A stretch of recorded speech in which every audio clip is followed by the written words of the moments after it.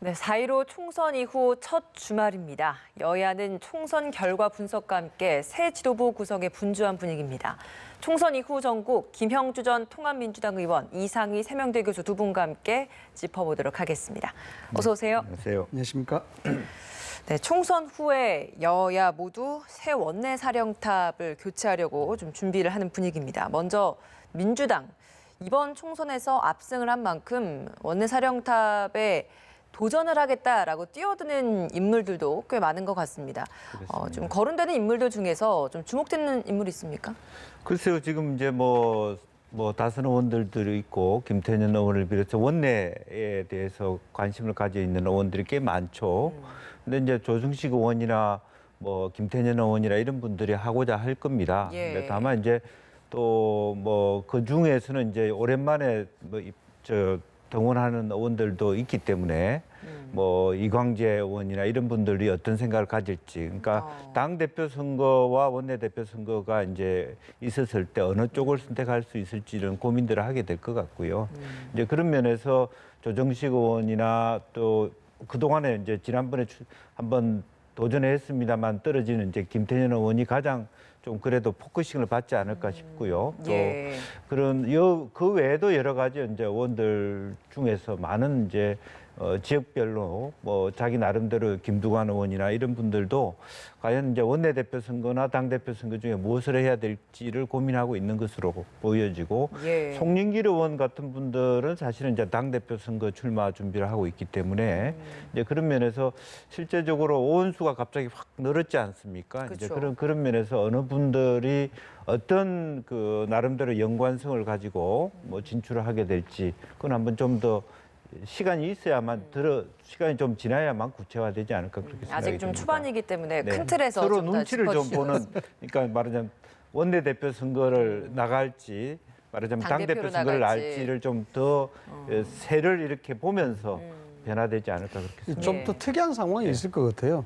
지금 집권 2년차, 3년차를 넘어가게 되면은 지금까지 정부의 형태를 보면은 일종의 흐름들이 있었거든요. 어떤 흐름이냐 그러면은 청와대하고 조금 다른 길을 걸어가는 것이 당의 형태의 흐름이었습니다. 예. 근데 이번 경우는 좀 많이 다릅니다. 뭐냐 그러면은 일단 청와대 출신들이 한 30명 정도가 출마를 했어요.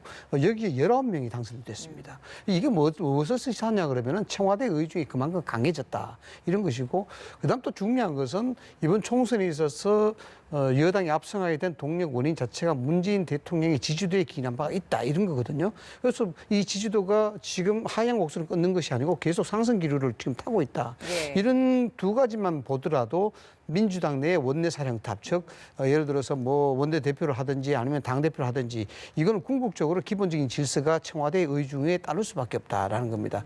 그런 측면에서 뭐 김태년 의원이라든가 조정식 의원이라든가 등등의 의원들, 김동완 의원들도 지금 예전과 같은 흐름의 독단적인 행동을 참 하지 못할 것이다라는 겁니다. 청와대의 어떤 대립각을 가져서 어떤 민생을 이야기한다든가 이런 걸 하지 못하고 주로 친문 진영에 대한 눈치를 볼 수밖에 없는 그런 상황이 될 수밖에 예. 없다, 이런 겁니다. 그렇기 때문에 좀 특이한 상황이 이루어질 것이다, 이렇게 보는 거죠. 예.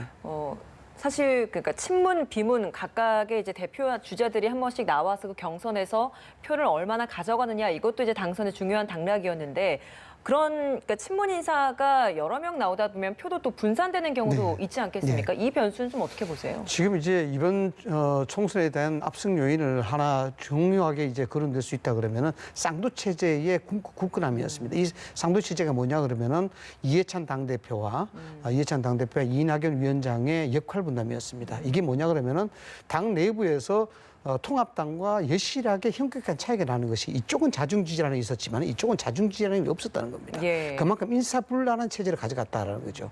이런 측면에서 봤을 때 예년과 같은 당대표라든가 원내대표를 두고 뭐 사례성도 서로가 균열된다든가 갈등하는 이런 부분은 없을 것 같고, 여기에 대해서 이해찬 당대표가 그에 대한 행사까지 그걸 역할 분담을 어떻게 만들어 나갈 것이냐.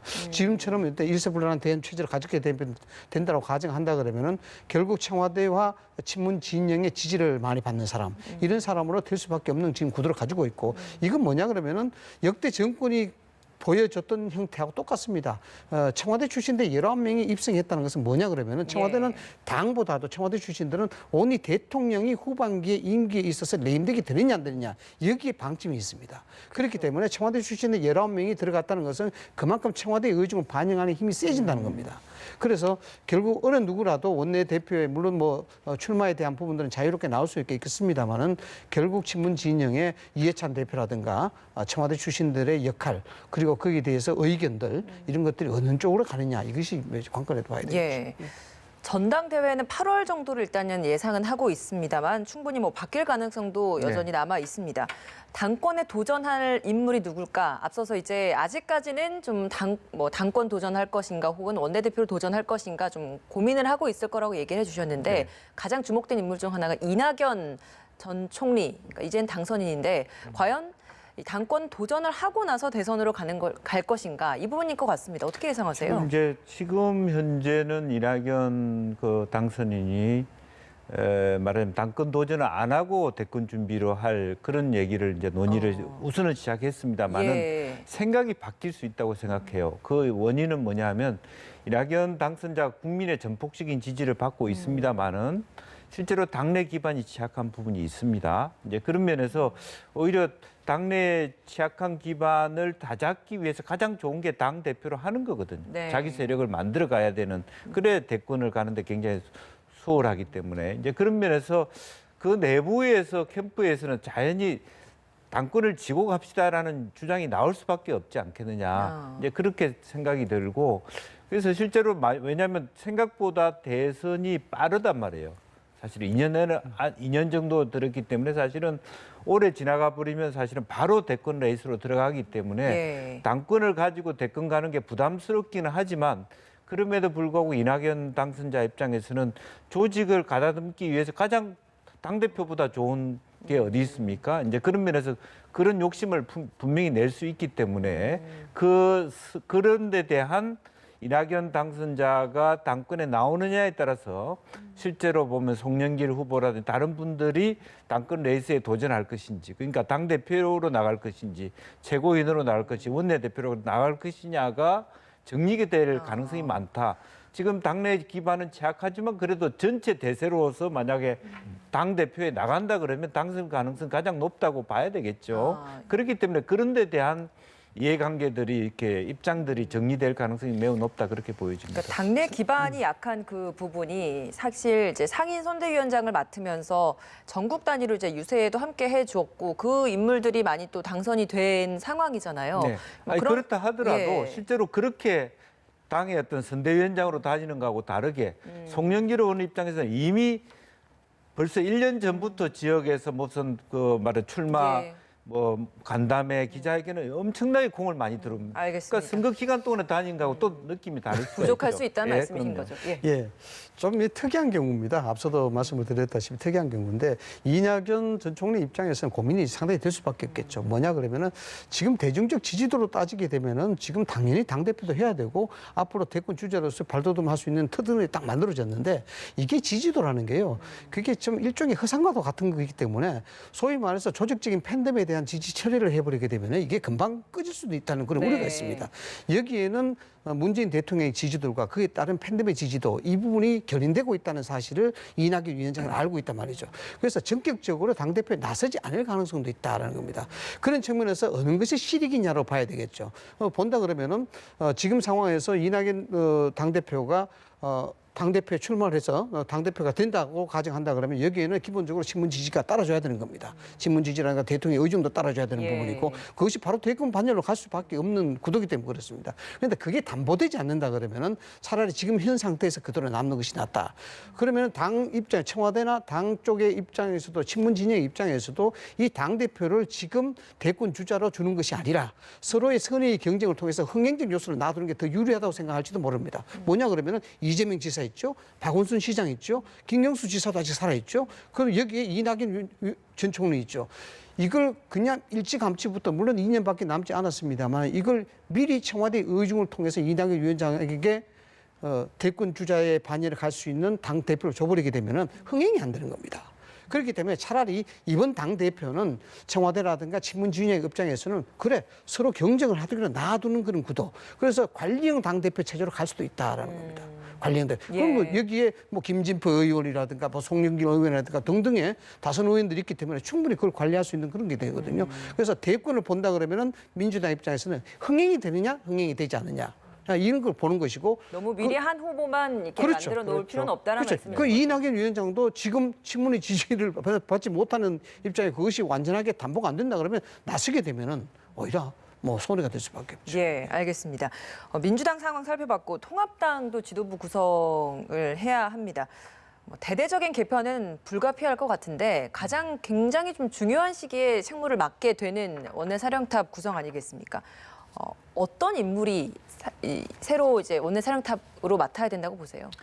어쨌든 당내 이미 이제 뭐 개파라는 의미는 없어졌을 것이고 다만 이제 권성동 같은 아직 입당의 문제가 남아 있죠. 밖에 걸쭉한 인물들이 무소속 당선인들이죠. 무소속인데 그 오히려 그런 분들 중에 홍준표 권성동 또 김태호 이런 분들이 당을 좀 중심으로 들어오면 좋은데 당 내부 중에서는 아직까지 그것을 허락하기 싫어하는 사람들도 있단 말이에요. 그런 극복을 어떻게 할 것이냐가 문제가 있는 것이고요. 또 그런 의미에서 지금은 이제 원내대표 선거에서 누가 되느냐 안 되느냐의 문제보다는 실제적으로 큰 틀에서 장기적인 관점에서 이 당이 어딜 가느냐, 김종인 체제에 대해서 과연 말하자면 미래의 보장을 해주고 비대위원장으로 말하자면 모셔올 것이냐 말할까 그게 정리가 돼야만 실제로 완전히 당을 허물고 다시 할 것인지 이제 그런 것들이 아예 정리되는 게 더 낫지. 어렵사리 당이 어떻게 갈지 정리 안 되는데 원내대표 선거를 해본들 이게 무슨 의미가 있냐 이런 부분들이 저는 많다고 보여집니다. 그래서 지금은 오히려 그런 거 못지않게 당내에 정말 유능한 분들이 많거든요. 이제 그런 분들이 말하자면 언로를 열어줘서 새로운 완전한 어떤 변화의 모멘텀을 만들고 사실 원내대표 뽑는 게 그렇게 굉장히 급박한 문제는 저는 아니라고 보여지거든요. 그래서 선후를 완전히 다르고 당도 완전히 깨고 다시 할 거냐 안 할 것이냐부터 가는 것이 난 맞다고 봅니다. 그러면 당을 완전히 깨고 다시 가야 한다라고 보세요? 저는 그런 차원의 문제가 아니라 그러니까 실제적으로 현재 당의 말하자면 당선자들끼리 전체 회의를 하면서 공부도 하면서 실제로 장기적인 비전을 가지고 그것이 정리가 빨리 되면 원내대표부터 이 당에서 같이 출발하자는 것이고 현재 문제는 당원들의 문제나 보좌관의 사기의 문제나 저는 이번에도 보니까 실제적으로 보면 한승규 대표의 문제, 사무총장 있을 때 문제가 바로 사기의 문제로 나와서 전체적인 선거 패배의 문제가 되는 거거든. 단순히 몇 사람이 한교안 리더십의 리스크의 문제가 아니라 당직자들인지 보좌관이라든지 당원들이 정말 세월호에 대해서 차명진 후보 의원들의 지지를 한다든지 이런 부분을 놓고 그대로 쇄신한다는 게 의원들 쇄신한다는 게 어떤 의미가 있느냐. 수도권 민심하고 이반되는 당내의 그룹들, 문화들을 어떻게 정리할 거냐 논의가 나는 더 시급하다고 보는 것이죠. 이게 통합당 논의만 하더라도 참 몇 시간을 해야 될 것 같은데 지금 이렇습니다. 김 의원님께서 아주 좋은 지적을 해주셨는데 저하고 생각이 거의 일치되는 부분이 없지 않아 있습니다. 단순하게 따지면 이런 겁니다. 지금 통합당이 무엇이 필요한가? 그러면 어떻게 해야 되는가? 이 두 가지거든요.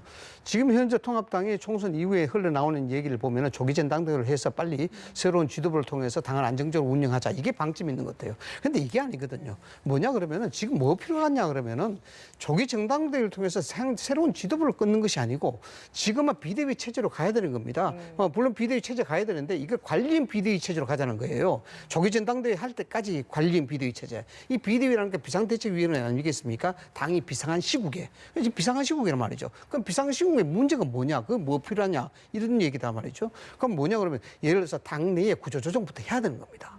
당내 구조조정도 해야 되고 지금 예를 들어서 민주연구소가 민주당의 이번 총선에 앞서게 혁혁한 공로가 있었지 않습니까?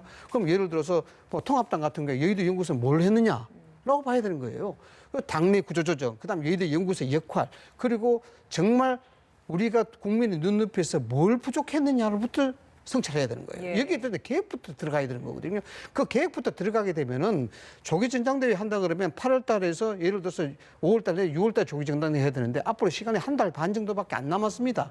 한 달 반 정도밖에 안 남았는데 국민이 무엇을 필요할 것인가 그 구조조정 할 수 있겠습니까? 없는 겁니다. 여기는 어떤 또 문제가 있냐 그러면은 김종인 위원장을 모셔와갖고 관련 비대위원장으로 한다라고 당내 공감이 모였다 그러는데 과연 김종인 위원장이 자기가 관리형으로 그냥 얼굴 마담 형태로 가서 그걸 하겠느냐 이런 부분도 안 된다는 거예요. 그런 데 있어서는 부정적인 의견을 또 내비치기도 그렇죠. 했잖아요. 아니, 입장을 바꿔놓고 생각해보면 예. 그 간단한 겁니다. 김종인 위원장이 그냥 가서 얼굴만 내놓고 그게 아무 역할을 못하고 관리형 비대위원장 응답하지 않습니다. 그럼 이게 문제가 되는 거예요. 그러면은 지금 현재 전당대회를 이야기하고 새 지도부를 문제를 이야기하는 것이 아니라 우리가 선거에 왜 졌느냐에 대한 부분도 이야기를 따져야 되는 거예요. 그래서 혁신에 대한 아이디어를 만들어내야 되고 국민들한테 이 부분에 대해서 이 정도 우리가 고쳤으니까 그다음 후에 새로운 지도부를 가겠습니다라고 이야기를 해야 되는 겁니다. 그런데 기업으로 따지면 기업이 부도가 났지 않습니까? 부도가 나면은 구조조정 해야죠. 구조조정부터 이야기하잖아요. 그럼 새로운 경영 전문인부터 모셔야 되겠다는 이 이야기인데 그 제도의 앞뒤가 잘못된 것이죠. 근데 당 내부에서는 그러니까 지도부 차원에서는 김종인 위원장을 모셔오고 싶어 하는데 당 내부에서는 지도부가 월권을 한다 이렇게 이야기를 하고 있잖아요. 그럼 당 거기엔 내부 또 문제는 헤게모니가 또 무엇입니까? 들어가 있는 겁니다. 그러니까요. 김종인 위원장을 싫어하는 척, 예. 좋아하는 척. 이게 결국 아까도 조금 전에 말씀을 드렸습니다만 민주당은 일사불란한 자중질환의 체제가 없는 자중질환을 아는 일사불란한 체제가 이번 선거의 원동력이라고 본다면 또 통합당은 늘 그런 자중질환을 가지고 있는 거예요. 또 이거- 자중질환의 네. 좀 전초 모습이 좀 보인다는 말씀이신가요? 지금 좀 보이고 있는 거죠. 그럼 여기에 대해서 이런 왈가불가하는 입장인데 김종인 위원장이 여기에 쉽사리 응락하겠습니까? 응락 안 하죠. 자존심에 대한 문제인데 지금 김종인 위원장이 그동안 정치 행보가 그렇지 않습니까? 자기가 갈 수 있는 명분을 하나하나 축적되고 거기에 정당성을 가지고 가는 사람인데 예. 여기에 여러 가지 불협화음이 나오면 가겠습니까? 안 간다는 얘기죠. 그 무소속 언급을 좀 해주셔서 그러니까 무소속 당선인들이 복당을 하고자 하고 당내에서는 이걸 받아들이고자 하는 이 목소리도 있지만 또 반대하는 목소리도 있단 말이죠. 만약에 이제 복당을 하는 절차, 그러니까 한석이 뭐 급하기 때문에 복당을 하게 된다라고 한다면 그럼 무소속 의원들은 좀 어떤 역할을 하게 될 거라 보세요?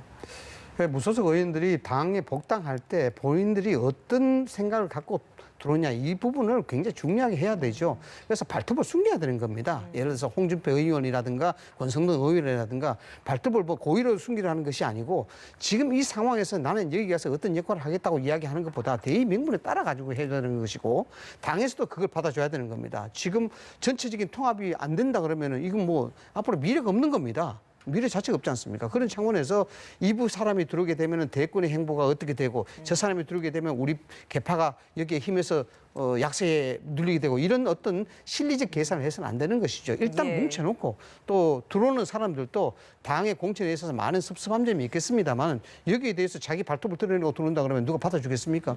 그거부터 좀 계산을 해야죠. 네, 알겠습니다. 총선이 끝나고 나서 민주당과 통합당에서 만들어냈던 그 위성 정당들, 그러니까 사실 원래대로라면 뭐 해산을 하거나 뭐 합당을 하거나 이런 절차가 진행될 거라고 생각했는데 지금 이게 좀 더 지연이 되고 있는 것 같습니다. 네. 위성 정당 자체만으로도 교섭단체를 좀 구성을 하려고 하는 움직임을 보이고 있는데 이걸 두고도 서로 또 눈치 싸움을 하고 있는 것 같습니다. 그러니까 가장 아무래도 이제 지금 교섭단체를 꾸리고자 하는 그 이유가 뭡니까? 이제 공수처장을 뽑는 데 있어서 야당 두 자리를 예. 만들어내야 되는데 지금 현재로는 차라리 이제 더불어민주당은 정의당도 있고 다른 뭐 대안들을 만들어낼 수 있는데 물론 말하자면 미래통합당도 국민의당도 파트너라고 생각할 수는 있을 것 같습니다만 지금 그런 상태가 안 되기 때문에 아직도 정체성을 일치하기는 어렵기 때문에 그런 의미에서 꼼수 아닌 꼼수를 생각할 수밖에 없는 처지에 놓여 있다고 보여지고요.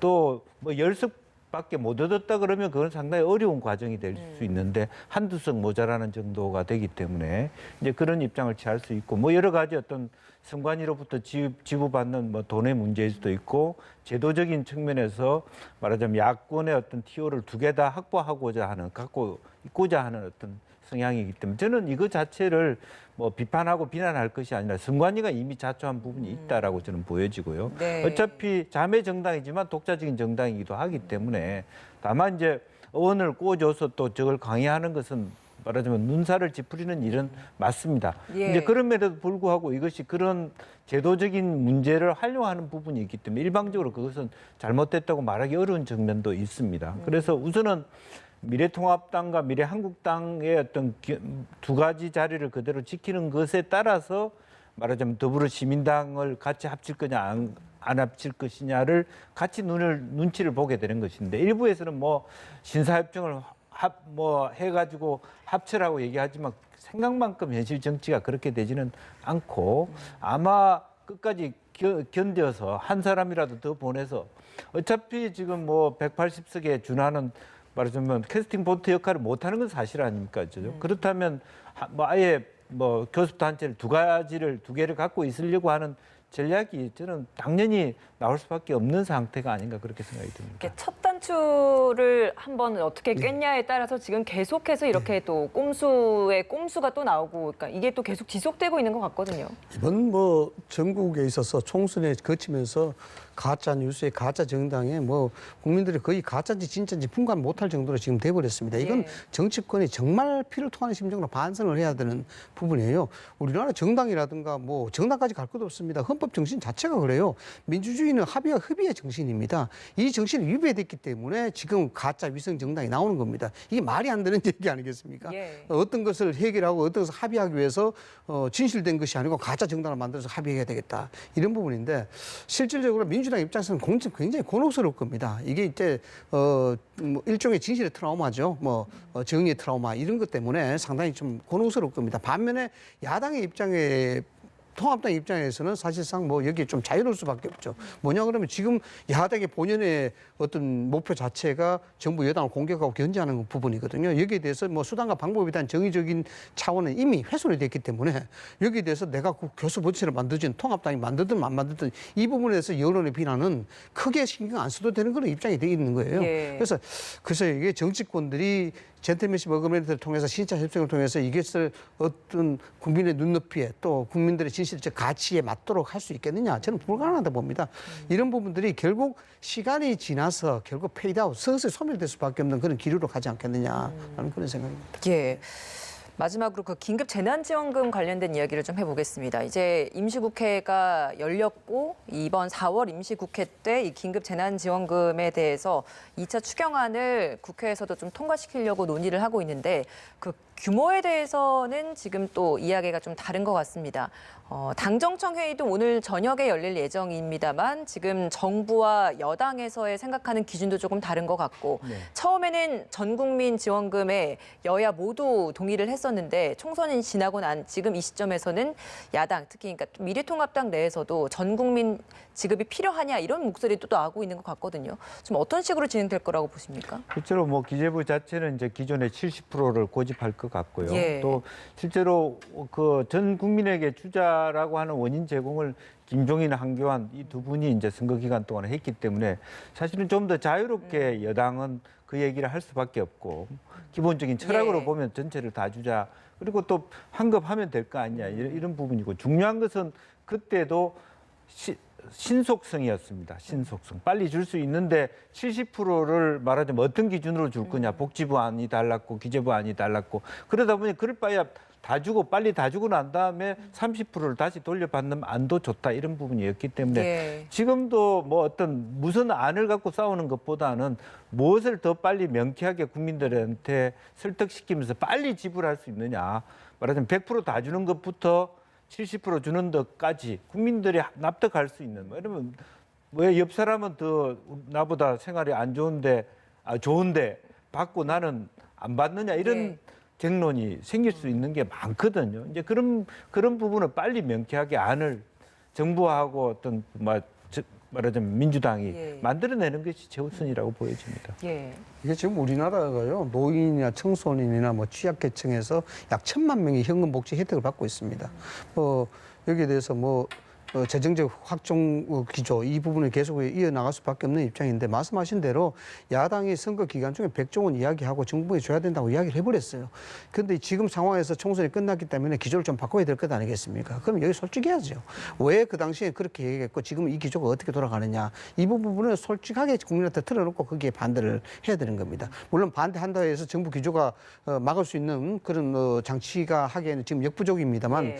이런 부분이야말로 국가 채무가 40% 넘어섰다 해서 아직까지 걱정할 필요가 없다고 하는데 사실상 국가 채무가 40% 넘어가게 되면요. 적자 재정을 막을 수 있는 역량이 축소되는 겁니다. 거기다 국가 부채 800조가 넘어요, 사실.